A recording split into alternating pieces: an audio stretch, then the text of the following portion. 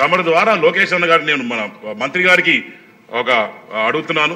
ఎందుకంటే ఈ లోకం ఎలా అయిపోయిందంటే ప్రతి దాన్ని అనుమానించాలి. ఎంత మంచి చేయాలనుకున్నా దాని వెనకాల ఏమన్నా కరప్షన్ ఉంటుందా, లేకుంటే దాని వెనకాల ఏమన్నా స్వార్థం ఉందా?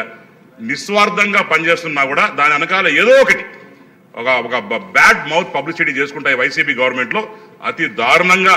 మరి ఎంత మంచి చేయాలన్నా కూడా, ఎందుకంటే negative fellows cannot have been positive anyways. So అదప్పుడు మీరు తెలుసుకోవాలి అధ్యక్ష, ఎప్పుడు నెగిటివ్గా ఆలోచించి పాజిటివ్గా ఆలోచించాలంటే మరి వైసీపీ వాళ్ళకి మీకు తెలిసిందే, కొత్తగా చెప్పనవసరం లేదు. ఈ సోషల్ మీడియాలో ఎంత దారుణంగా దుష్ప్రచారం చేస్తున్నారు. ఎందుకంటే పేదవాడికి ఆ మౌత్ పబ్లిసిటీ చేసి వాళ్ళకి ఇది తప్పు, ఇది కుదరదు, ఇది మంచిది కాదు అని చెప్పుకుంటా పోతే మరి వాళ్ళు కూడా నిజమేమో అనుకునే పరిస్థితి. కాబట్టి తమరి ద్వారా నేను మంత్రి గారిని అడిగేది 4-5 క్వశ్చన్స్ ఉన్నాయి అధ్యక్ష. ఒకటి, కెన్ దిస్ బి హ్యాక్? దీన్ని హ్యాక్ చేసుకొని ఎవరన్నా ఈ ఆన్లైన్లో హ్యాకర్స్ దీన్ని కానీ బ్రేక్ చేసి ఏమైనా చేయగలుగుతారా? కెన్ దిస్ దాంట్లో ఉన్న డేటా ఏదైతే today data is everything, data is wealth.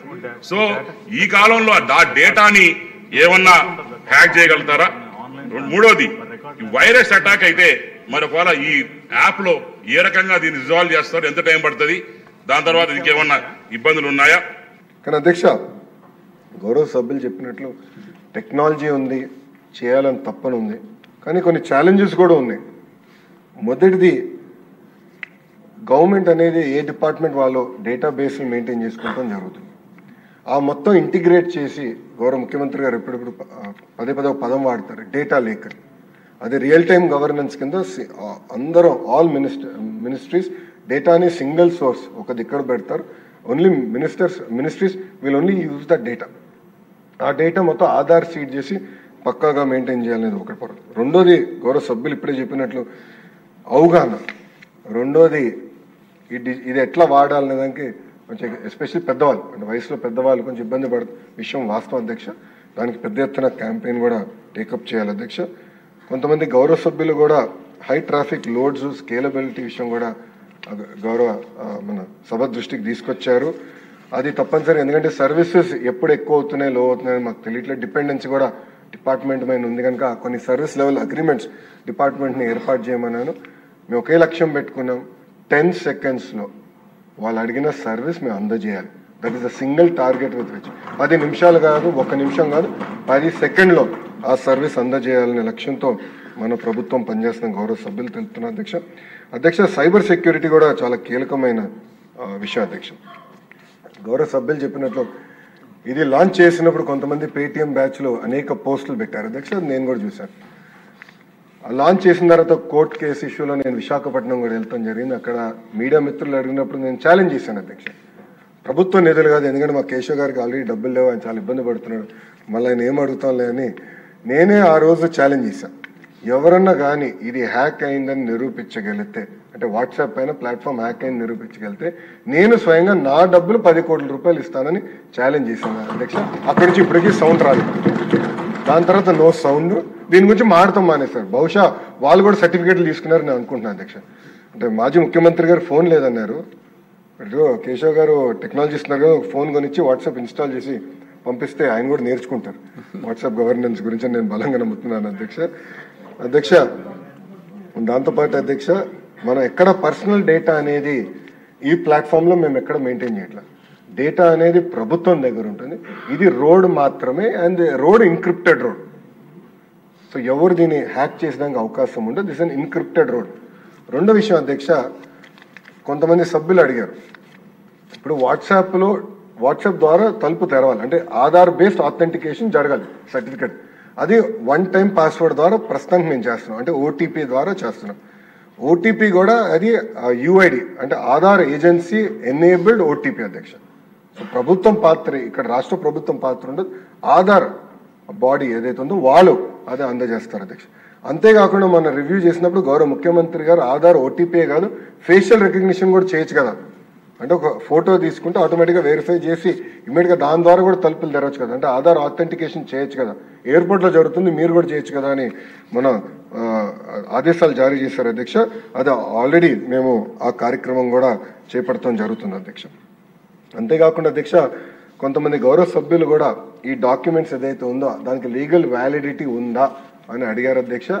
IT act ఏదైతే కొత్త ఐటీ యాక్ట్ ఉందో physical document is equal to electronic document and vice versa.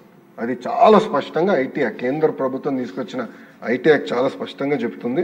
అంతేకాకుండా ఏదైతే ఈ క్యూఆర్ కోడ్ బేస్డ్ ఆథెంటికేషన్ ఏదైతే మేము అంటే రివ్యూ ఏదైతే పెట్టుకున్నామో దాన్ని కూడా చట్టబద్ధత తీసుకొస్తే బాగుంటుందని మనం డిస్కస్ చేసాం.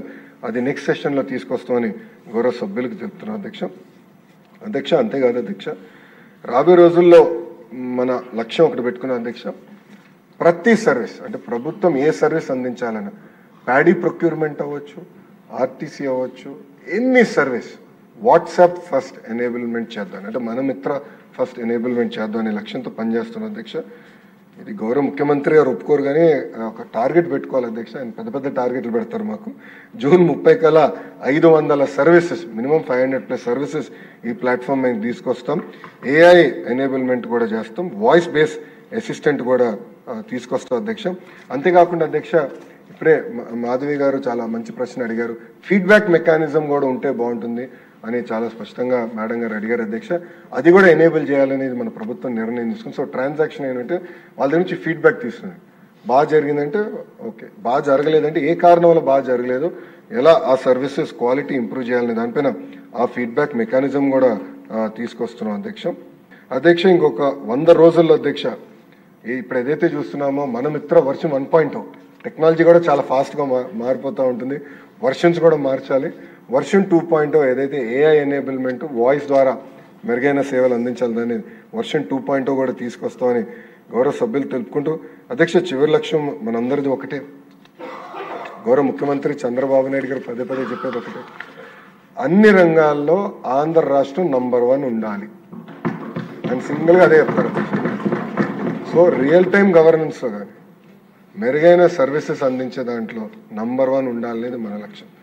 మనం మహారాష్ట్ర ఈరోజు మొదలుపెట్టిందో లేదంటే వేరే రాష్ట్రాలు చేయట్లేదన్న కంఫర్ట్ జోన్లో మేము లేము. ఎస్టోనియాలో ఏం జరిగింది, యూఏఏలో ఏం జరిగింది, సింగపూర్లో ఏం జరిగింది అది తెలుసుకుంటున్నాం అధ్యక్ష. ఈ అసెంబ్లీ సమావేశాలు అయిన తర్వాత నేను అధికారులు కూడా చెప్పాను, ఒక టీం వేస్తాం, ఒక కమిటీ వేస్తాం, మీరందరూ వెళ్ళండి, తిరగండి, అక్కడ మెరుగైన సర్వీసెస్ ఏముందో తెలుసుకుందాం, నేర్చుకుందాం. బెస్ట్ ఇన్ ఇండియా కాదు, బెస్ట్ ఇన్ ద వరల్డ్ చేయాలి ఈ మన మిత్ర అనే లక్ష్యంతో మన ప్రభుత్వం పనిచేస్తుందని గౌరవ సభ్యులు తెలుపుకుంటూ అధ్యక్ష, చివరిగా మంత్రుల పైన కూడా బాధ్యత ఉంది అధ్యక్ష. ఇది కేవలం ఒక లోకేష్ వల్ల అవదు, మనందరం కలిసికట్టుగా చేస్తేనే ఇది సాధించగలుగుతాం. మీ డిపార్ట్మెంట్లో అనేక సర్వీసెస్, ప్రజలు కొత్త సర్వీసెస్ మీరు అందజేస్తూ ఉంటారు. మన మిత్ర ఫస్ట్ అంటే వాట్సాప్ ఫస్ట్గా ఆలోచించండి. మొత్తం టీం ఇక్కడ మీకు అందుబాటులో ఉంటుంది. వాట్సాప్ ఫస్ట్ అందిస్తే చాలా సులభంగా ప్రజలకు అన్ని సేవలు అందించగలుగుతాం. ఈ 10th క్లాస్ హాల్ టికెట్ అనేది ఒక ఉదాహరణ మాత్రమే. ఇట్లా అన్ని సర్వీసెస్ సులభంగా అందిస్తే ఇదొక మనకి ఒక మాట చెప్పంటే రాజకీయాల్లో కూడా అనేక సంస్కరణలు మనం కూడా తీసుకొచ్చాం. ఇదొక సంస్కరణగా ఉంటుందని, నిలబడుతుందని గౌరవ మంత్రులందరూ కూడా తెలుపుకుంటూ నాకు అవకాశం ఇచ్చిన మీకు నా హృదయపూర్వక ధన్యవాదాలు తెలుపుకుంటూ సెలవు తీసుకుంటున్నాను అధ్యక్ష. జై హింద్.